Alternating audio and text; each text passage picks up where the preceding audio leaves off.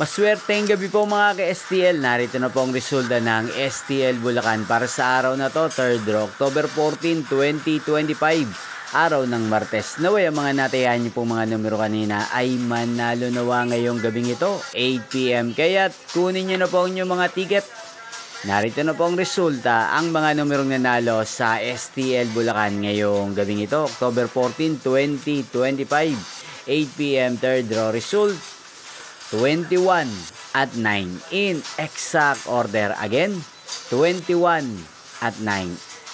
At ngayong gabing ito sa STL Bulacan, natin pong i-shoutout si Kuya JM ng Bulacan. Shoutout po sa inyo Kuya JM, sana po ay nasa maayos kayong kalagayan.